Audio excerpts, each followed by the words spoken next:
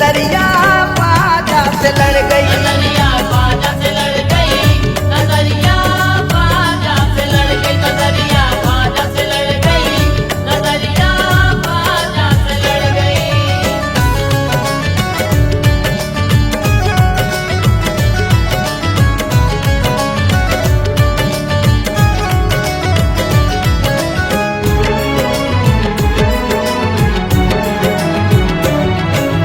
देखती हूँ हर सिमत दीवाने ख्वाजा के मस्ताने, ख्वाजा के मस्ताने, ख्वाजा के मस्ताने।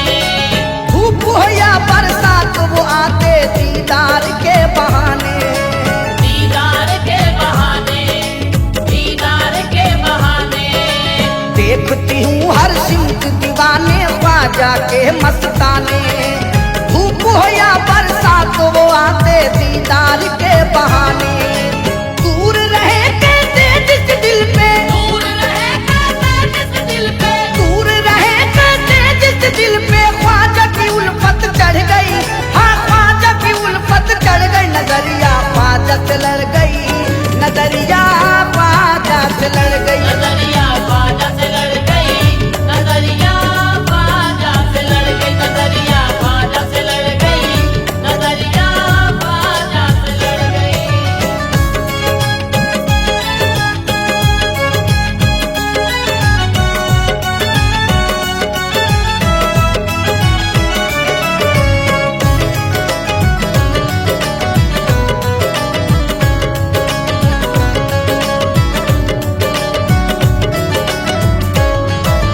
चिश्ती अदर की शान भला मैं कैसे तुम्हें बतलाऊं। कैसे तुम्हें बतलाऊं, कैसे तुम्हें बतलाऊं। फैज़ करम किस तरह से बटता कैसे मैं समझाऊं।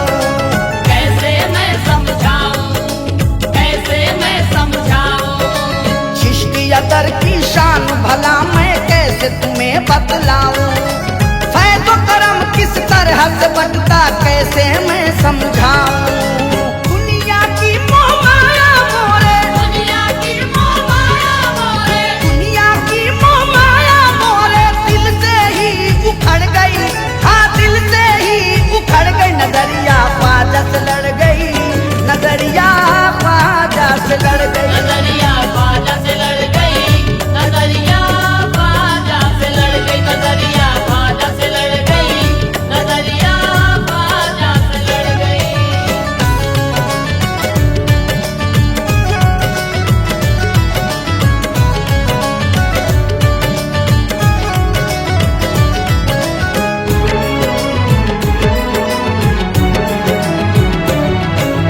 पहुंची जब बात मैं ख्वाजा की चौखट के अंदर। आ चौखट के अंदर, आ चौखट के अंदर। मेरे सर पर खातिम ने फिर ओढ़ा दी उनकी चादर। आ ओढ़ाती उनकी चादर, आ ओढ़ाती उनकी चादर। पहुंची जब बात मैं ख्वाजा की चौखट के अंदर। मेरे सर पर खातिम ने फिर ओढ़ा दी उनकी चादर।